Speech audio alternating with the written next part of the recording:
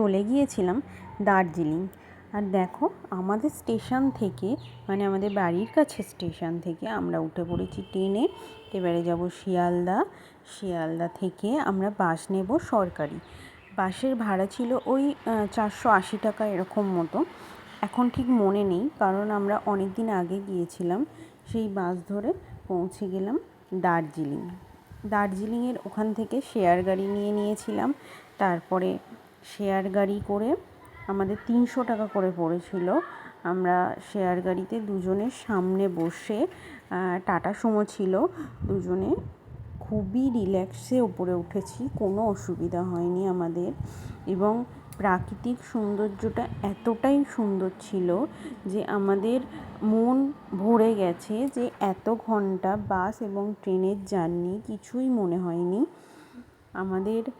মেঘের আড়ালে দার্জিলিংকে এত সুন্দর লাগছে যে বন্ধুরা, তোমাদের বলে বোঝানোর মতো না।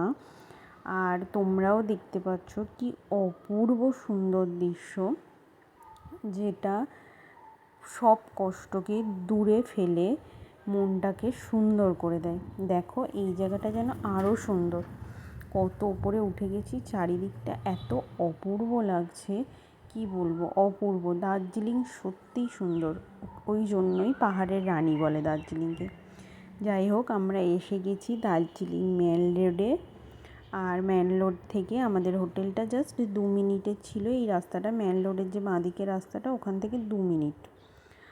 তারপরে আমি শিব মন্দিরে চলে গেছিলাম। সেই দিনেই বিকালবেলা শিব মন্দিরে চলে গেছিলাম, কারণ আমাদের হাঁটা পথ 1-2 মিনিটের ছিল আমাদের হোটেল থেকে। হোটেলটাও খুব ভালো ছিল। তারপরে সন্ধেবেলা চলে গিয়েছিলাম মার্কেটে, একটু কেনাকাটা করেছিলাম। আর এই যে আমি আর তোমার দাদা, আর রাতের বেলা ভিউটা ঠিক এরকম ছিল যেন চারিদিকে জোনাকি পোকা।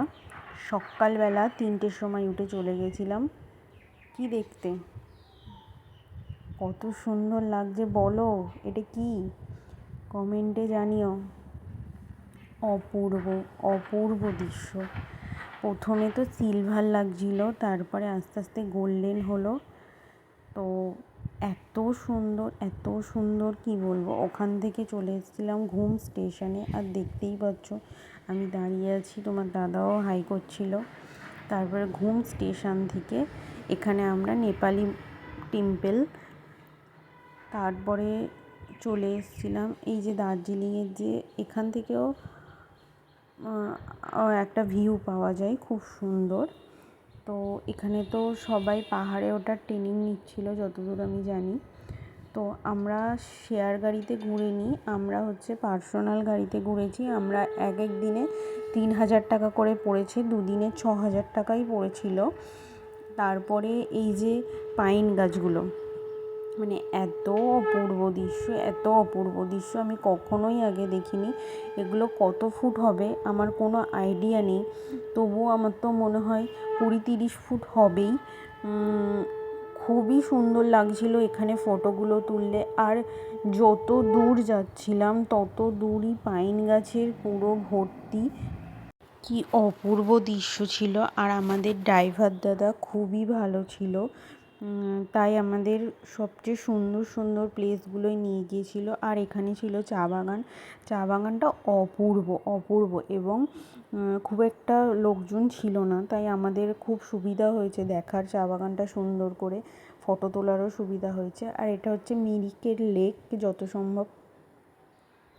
এই লেকের ধারে আমরা বসেছিলাম কিছুটা, তারপরে এই লেকের আশেপাশে একটু ঘুরে নিলাম, তোমরা দেখতেই পাচ্ছ। আর এটা নেপালের গেটের সামনে।